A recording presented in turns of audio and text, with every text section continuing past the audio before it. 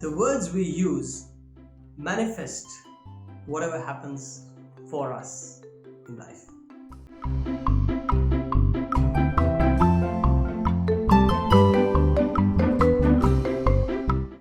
Let's say I'm making this video and I'm feeling thirsty. I could remain thirsty and maybe stop making this video, go out and get myself a glass of water. Or I could use a word or a few words. May I have some water?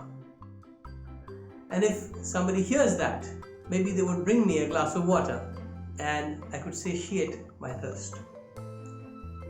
So what just happened here? Because the words were put out to the universe, they became commands that drives our outer reality.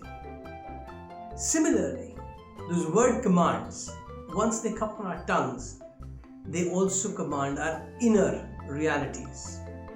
And we have power over these inner realities because they're within us. That's what I call inner power. The words you use can help build your inner power. And there are 3 words that I'm going to cover in this video, which you're going to completely eliminate from your vocabulary moving forward if you agree with what I say. The first word is the word try. You know what the word try does? It gives you a handle to pull when things don't work in your favor. You think that it's a good handle to have because I am holding on to something, I am protected, I will not fall.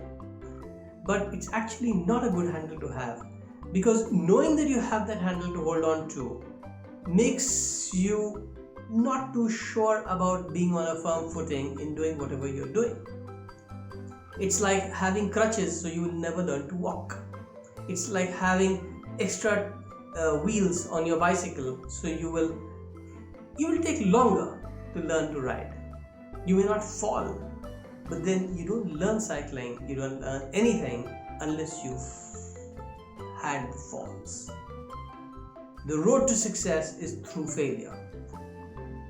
The word try has this energy of failure inside it. That if it doesn't work out, it's still okay. I tried.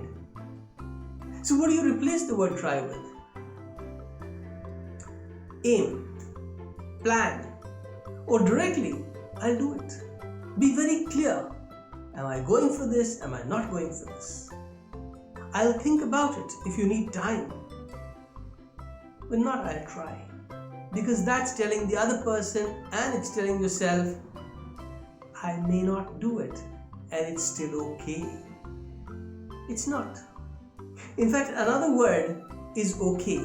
I'm not going to go deeper into this one because this is a borderline word. Sometimes it works well, sometimes it really has that negative energy. You needn't be okay when describing yourself. You could be phenomenal, you could be good, you could be happy, you could be troubled. You could be more genuine about how you feel. But let me come to the second word. And the okay was a bonus. And the second word is busy. Now when we tell ourselves and we tell the world that we're busy, we're actually not creating any time or space for doing more than we can. And we don't raise our potential, we don't come on to peak potential unless we actually do stretch ourselves, get uncomfortable, and voluntarily get ourselves in a zone which extracts more from us. The busiest people are the ones to go to when you want something done. This is a very interesting piece of advice I got from my mentor many years ago, and that's the day I dropped the word busy from my vocabulary. I'm always available. And when I say that to myself, I create the energies which create the time for a lot of things to happen seamlessly throughout my days. Check it out. Remember, I didn't say try it. Check it out. Stop using the word busy and see how how much more you are able to do. And the third, should. Remember, nothing should happen.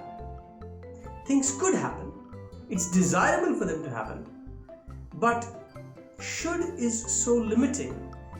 It is so imposing of your perspective about something over somebody else's, or the other way around. You shouldn't have to do anything. You could. There are possibilities. You ought to, maybe. That would be in your best interest. But not should. Could we agree on that?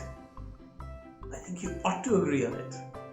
I'll see you in the next video as we keep sharing stuff about getting better. And I'd like you to subscribe and like and comment so that more people in your circle get exposed to stuff like this, which can really help us renew ourselves from inside. Thanks for watching.